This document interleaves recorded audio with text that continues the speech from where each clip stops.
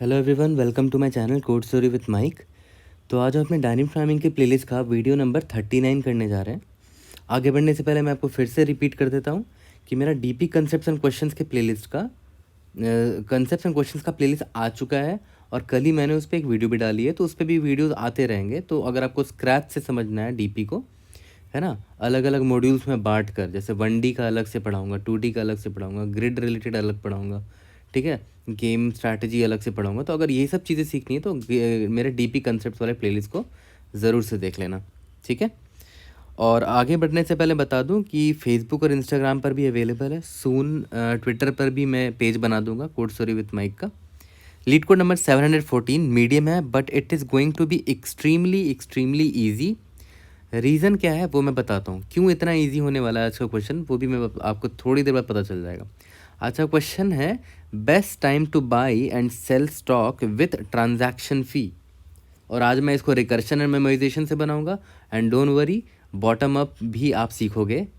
Give me some time, ठीक है, video ज़रूर आएंगे उस पर भी। बट देखो, अगर मेरे इसी प्लेलिस्ट पर आप जाओगे ना और देखोगे, मैंने सेम क्वेश्चन बना रखा है, best time to buy and sell stock with transaction fee नहीं है, वो है कूल डाउन पीरियड। और ये क्वेश्चन किसने पूछा था? गूगल ने पूछा था, कूल डाउन पीरियड वाला, ठीक है।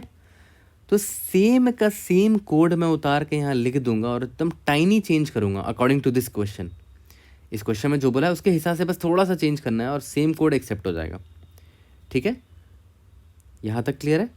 अब देखो, इसीलिए मैं आपको पता है रिक्वेस्ट कर रहा हूँ, प्लीज़ प्लीज़ अभी के अभी इस वीडियो को पॉज करो। मेरे इसी प्लेलिस्ट में go watch my video best time to buy and sell stock with cool down. Google ने पूछा, बहुत ही अच्छा क्वेश्चन है और मैंने बहुत अच्छे से और सिंपल तरीके से समझाया है। और सिंस आज का वीडियो सिर्फ रिकर्शन एंड मेमोराइजेशन पर है, तो आप मेरे उस वीडियो पे, कूल डाउन वाले वीडियो पर, सिर्फ रिकर्शन और मेमोराइजेशन तक ही देखना, ठीक है। Watch till recursion and memorisation only till 2952। आप बोलेगा अरे यार 30 मिनट का वो वीडियो है, फिर ये मिनट भी इतना लंबा होगा। नहीं, आज का वीडियो बहुत छोटा होने वाला है, क्योंकि वो 2952 इतना तक आप वो वाला वीडियो देख लोगे ना, आज वाला कोड बस सिंपल सा मॉडिफिकेशन करना है, ख़त्म हो जाएगा, ठीक है। इसीलिए please please please go watch that video. Then this video is nothing, कुछ नहीं है ये वीडियो, ये क्वेश्चन ही कुछ नहीं है। तो हल्का सा टाइनी चेंज करेंगे and you are done. And bottom up soon आएगा सेपरेट वीडियो में, ओके। और आप गूगल ये यूट्यूब पे जाओगे, मिल जाएगा आपको मेरा। देखो, ये वीडियो मैंने अपलोड कर रखा, 5 महीने पहले ही अपलोड किया था, ठीक है। Best time to buy and sell stock with cool down. काफ़ी अच्छे अच्छे कमेंट्स भी आए हैं, लोगों को बहुत पसंद आया। I am sure you will love it too, ठीक है। Best time to buy and sell stock with cool down, Google, Microsoft, Amazon ने पूछा है। प्लीज़ जाकर ये समझो, फिर आओ यहाँ इस वीडियो में, ठीक है। इस क्वेश्चन को मेटा ने पूछा है, आज वाले क्वेश्चन को। और कूल डाउन वाले वीडियो में मैंने ये वाला एग्जाम्पल लेके समझाया था, ठीक है। तो मैं सेम क्या करता हूँ ना, इसी एग्जाम्पल को लेके आज का क्वेश्चन आपको समझा देता हूँ। एंड मैं एक बार क्वेश्चन भी पढ़ ही देता हूँ आज वाला, ठीक है। You are given a prices array, एक प्राइसेस अरे दे रखा है, ठीक है, जहाँ पे प्राइस है is the price of a given stock on ith day, ठीक है। और एक इंटीजर फी दे रखा है इस बार, ठीक है, representing a transaction fee. Transaction fee मतलब पता क्या हुआ कि आपने किसी चीज़ को ख़रीदा, उसके बाद सेल कर दिया, इसको बोलते हैं ट्रांजैक्शन। ट्रांजैक्शन का मतलब होता है एक कंप्लीट, यानी कि बाई एंड सेल, ठीक है, इसको बोलते हैं ट्रांजैक्शन। यानी कि ये फ़ी कब लगेगा? जब आपका एक ट्रांजैक्शन कंप्लीट होगा। ट्रांजैक्शन कंप्लीट का मतलब क्या हुआ कि आपने जस्ट सेल किया किसी स्टॉक को, ठीक है, तब ट्रांजैक्शन फ़ी लगेगा। सिर्फ बाई करने पर वक्त ट्रांजैक्शन नहीं लगेगा, बाई करके सेल जब कर लोगे तब ट्रांजैक्शन फ़ी लगता है, ठीक है। ये चीज़ यहाँ क्वेश्चन में क्लियर नहीं है, बट आप वही समझो, वही करेक्ट है, ठीक है। Find the maximum profit you can achieve, बहुत सिंपल है। You may complete as many transaction as you like, but you need to pay the transaction fee for each transaction, ठीक है। हर ट्रांजैक्शन के बाद आपको एक ट्रांजैक्शन फ़ी देनी पड़ती है, और अब आप जितने ट्रांजैक्शन करना आप कर सकते हो, ठीक है। एक इंपॉर्टेंट चीज़, you may not engage in multiple transactions. Generally best time to buy and sell stock वाले क्वेश्चन में यही कंस्ट्रेंट दिया होता है कि आप मल्टीपल ट्रांजैक्शन नहीं कर सकते। You must sell the stock before you buy again. मान लेते हैं आपने बाई किया, फिर दोबारा आप बाई नहीं कर सकते, ठीक है, आपको सेल करना पड़ेगा, उसी के बाद आप दोबारा बाई कर सकते हो। यहाँ तक क्लियर है?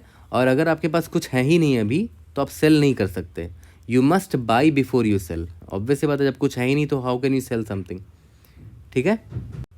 अब आप कूल डाउन वाला क्वेश्चन देखोगे और इसको देखोगे तो एवरीथिंग इज सेम, बस कूल डाउन में क्या था कि अगर आपने अभी सेल किया है किसी चीज़ को तो आप एक दिन और वेट करना पड़ेगा। मतलब अगर आपने ith डे पर खड़े हो, इस दिन आपने सेल किया है स्टॉक को, तो आपको एक दिन और वेट करना पड़ेगा। मतलब I+1 स्किप करना पड़ेगा, आपको I+2 पे जाना पड़ेगा। ये आपको कूल डाउन वाली वीडियो में ये क्लैरिटी मिल जाएगी, इसीलिए मैं बोल रहा हूँ पहले वो देख कर आ जाओ।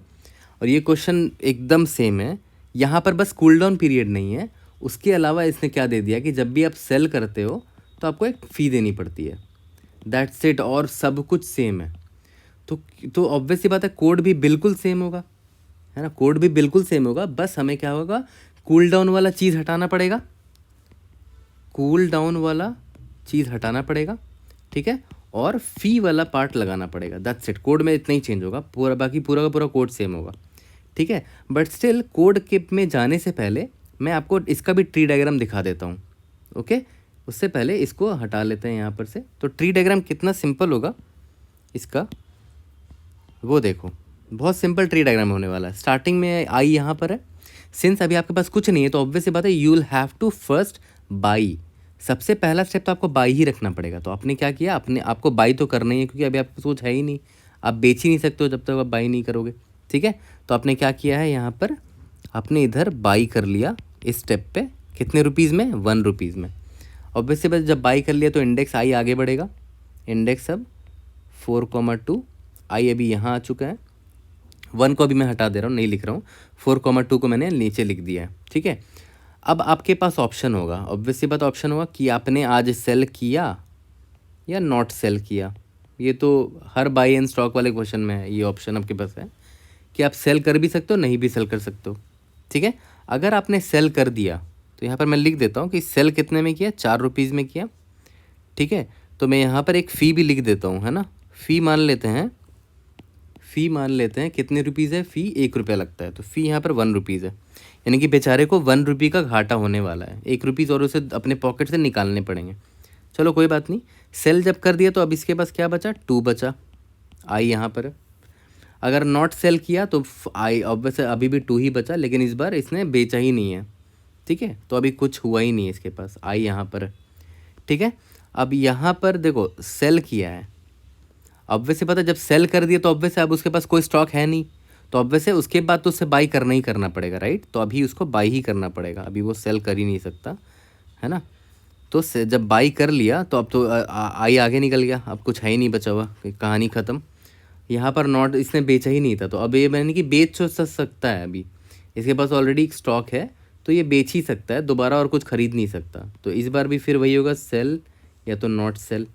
और अगर सेल कर दिया तो आई आगे बढ़ गया और कुछ नहीं बचा, और सेल किया तो मैं लिख देता हूँ कितना में बेचा होगा, 2 रुपीज़ में बेचा, ठीक है। और उसे कितना फ़ी देना पड़ा, सेल करते वक्त 1 रुपीज़ देना पड़ा। नॉट सेल किया तो फिर आई आगे निकला और ये ख़त्म हो गया।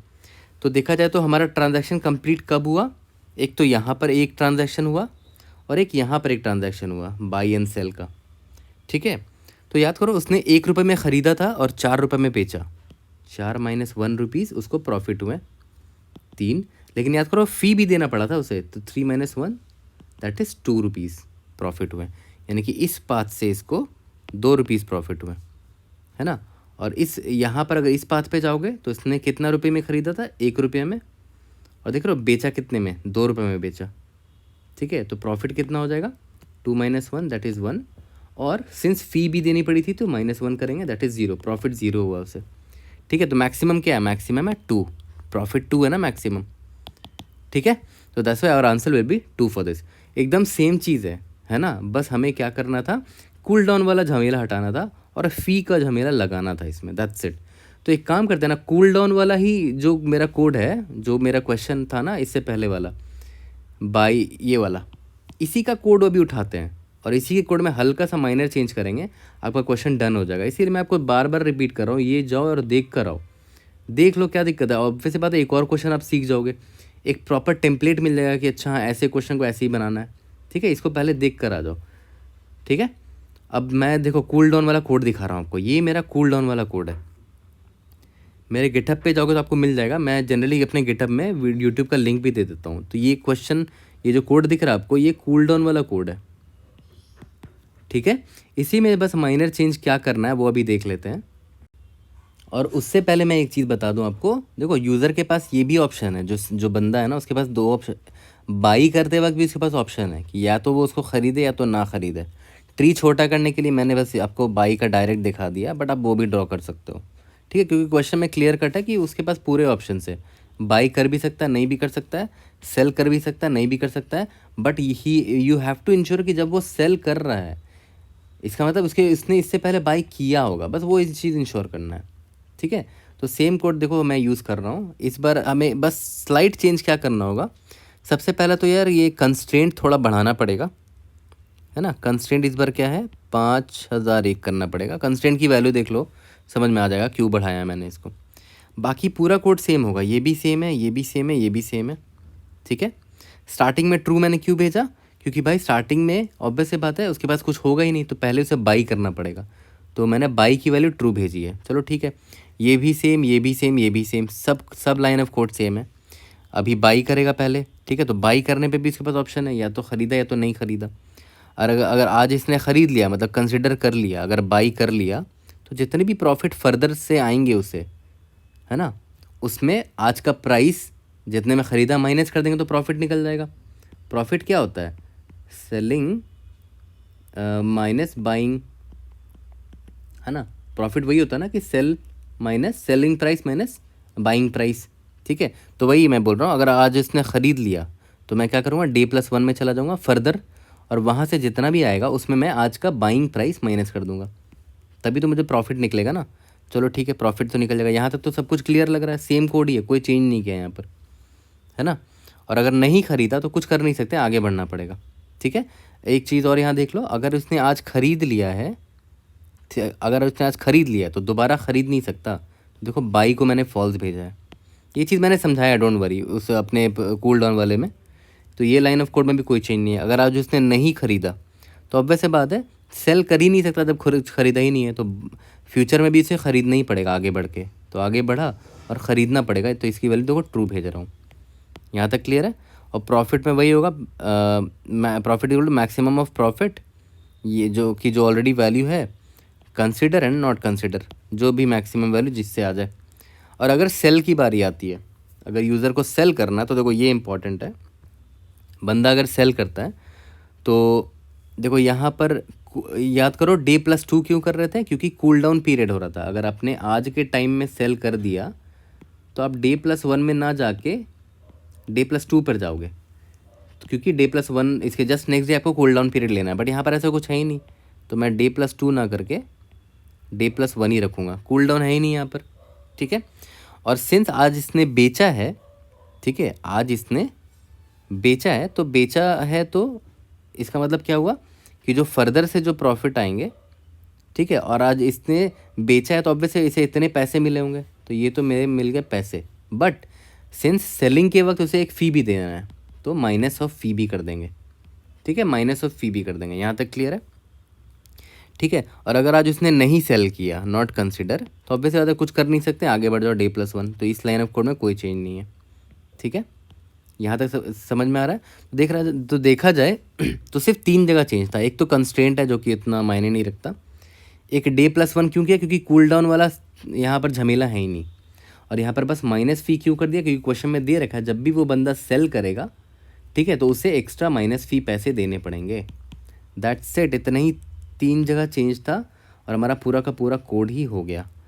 तो सेम कोड को मैं अभी कॉपी पेस्ट भी करूँगा, लेकिन आप कॉपी पेस्ट मत करना, मैं सजेस्ट नहीं करता कॉपी पेस्ट करना, but I am just copy pasting just to let you know कि भाई कोई और चेंज नहीं किया है मैंने, और उसी से सबमिट हो जाएगा, ठीक है। तो चलो जल्दी से इसी कोड को कॉपी पेस्ट करके सबमिट करते हैं, let's see if we are able to pass all the test cases, okay. तो चलो जल्दी से इसका कोड करते हैं, best time to buy and sell stock with transaction fee. और क्या बोल रहा हूँ मैं कि सेम क्वेश्चन जो है ना, best time to buy and sell stock with cool down period, same question है, उसी को उठाते हैं। पहले तो मेरे गिटहब रिपोजिटरी में जाओ, गिटहब मदर माइक लिखोगे, टॉप पर ही आ जाएगा मेरा रिपोजिटरी, ठीक है। तो यहाँ पर जाओ और इधर DP ढूंढो, ये रहा DP है यहाँ पर, और यहाँ पर देखो कूल डाउन वाला कोड आपको मिल जाएगा, best time to buy and sell stock with cool down. Recursion and memorization वाला कोड आप कॉपी पेस्ट कर लो यहाँ पर, ठीक है। यहाँ पर मैंने इसको कॉपी पेस्ट कर लिया है। क्वेश्चन का यहाँ पर नाम मैक्स प्रॉफिट है, इधर भी बस यहाँ पर इसने देखो एक्स्ट्रा फ़ी दे दिया है, ठीक है।